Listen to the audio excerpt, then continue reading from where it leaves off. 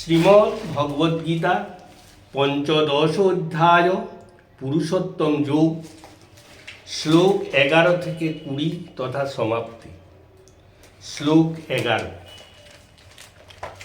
যতন্তো যোগিনশ্চৈনং পশ্যান্তাত্মন্যবস্থিতং যতন্তো প্রকৃতাত্মানো নৈনং পশ্যন্ত চেতস। যত্নশীল যোগীগণও দেহে অবস্থিত এই জীবাত্মাকে দর্শন করেন, কিন্তু যত্ন করিয়াও অকৃত আত্মা অর্থাৎ অশুদ্ধ চিত্ত ব্যক্তিগণ, অচেতস অর্থাৎ অবিবেকীগণ এই জীবাত্মাকে দেখিতে পান না। শ্লোক 12। যদাদিত্য গতং তেজো জগৎ ভাসয়তে অখিলম যচ্ছন্দমসি যচ্চাগ্নৌ তত্তেজো বিদ্ধি মামকম।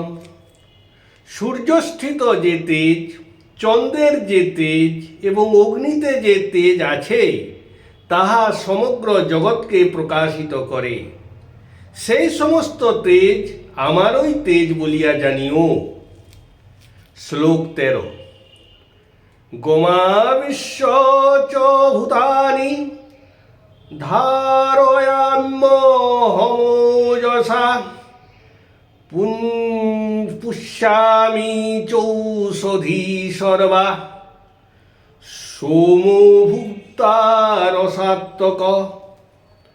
আমি পৃথিবীতে অধিষ্ঠিত হইয়া নিজ শক্তি দ্বারায় চরাচরে প্রাণীগণকে ধারণ করিতেছি, আবার অমৃতময় চন্দ্রস্বরূপে সমুদয় ঔষধাদিগণের দ্বারায় জগৎ পোষণ করিতেছি।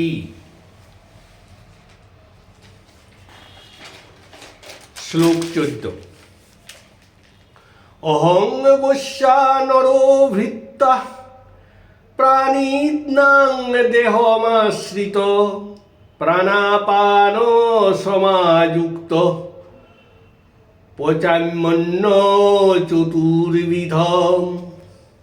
আমি জঠারানল রূপে অর্থাৎ বৈশ্যানর রূপে জীবদেহে আশ্রয়পূর্বক প্রাণ ও অপানবায়ুর সহযোগে চতুর্বিধ আহার্য যথা চর্ব চস্য লেহ্য প্রিয় আহার্য পরিপাক করি। শ্লোক 15। সর্বস্ব চাহং হৃদি সন্নিবিষ্ট মত্তসিতি জ্ঞানম পোহন্যঞ্চ বিদৈশ্চ সর্বৈরহমেব বেদ্যো বেদান্ত কিদ্বেদ চাহম। আমি সকল প্রাণীর হৃদয়ে অবস্থান করি। আমা হইতে প্রাণীর স্মৃতি, ভুলে যাওয়া এবং জ্ঞান সৃষ্টি হয়। সকল বেদের দ্বারা একমাত্র কেবল আমি জ্ঞেয়। আমি বেদব্যাস রূপে জ্ঞেয় বেদার্থ নির্ণয়কারী। আমি বেদ তাৎপর্যবেত্তা অর্থাৎ বেদের তাৎপর্য আমি ব্যাখ্যা করি। শ্লোক 16। দাবিমৌ পুরুষৌ লোকে খরশ্চক্ষার এবচ খর সর্বাণি ভূতানি কুটস্থো অক্ষর উচ্যতে। এই জগতে খর ও অক্ষর এই দুই প্রকার পুরুষ বর্তমান। সর্বভূতে অবস্থিত সকল প্রাণী খর, কিন্তু এদের মধ্যে ব্রহ্মাদি অবিচ্যুত প্রাণীসমূহ অক্ষর শব্দে জ্ঞাত হয়।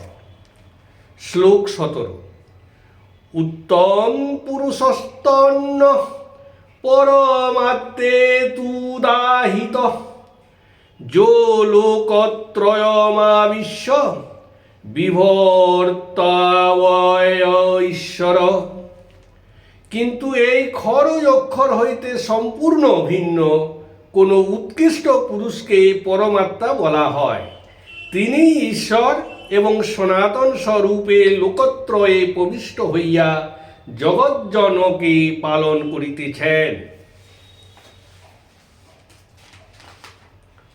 শ্লোক 18। যস্মাৎ খরমতীতোহ হমক্ষরাদপি চোত্তম ততোস্মি লোকে বেদে চ প্রথিত পুরুষোত্তম।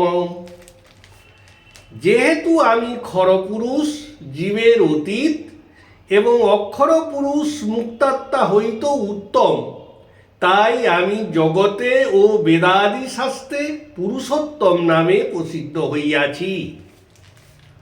শ্লোক 19। যো মামেবমসংমূঢ়ো জানাতি পুরুষোত্তমম স সর্ববিদ ভজতি মাং সর্বভাবেন ভারত। হে ভারত, যিনি সংশয় রহিত হইয়া আমাকে পুরুষোত্তম বলিয়া জানিতে পারেন, তিনি সর্বজ্ঞ এবং আমাকে সর্বপ্রকার রূপে ভজন করেন। শ্লোক 20 তথা সমাপ্তি। ইতি গুহ্যতমং শাস্ত্র মিদমুক্তং ময়া নঘ এতদ বুদ্ধা বুদ্ধিমান সাত কৃতকৃতশ্চ ভারত। হে পাপরহিত, আমা কর্তৃক এই প্রকারে অতি গোপনীয় শাস্ত্রজ্ঞান কথিত হইল। হে ভারত, ইহা হৃদয়ঙ্গম করিয়া বুদ্ধিমানগণ পরমকৃত কৃতার্থ হইয়া থাকেন। 15 অধ্যায় পুরুষোত্তম যোগ সমাপ্ত।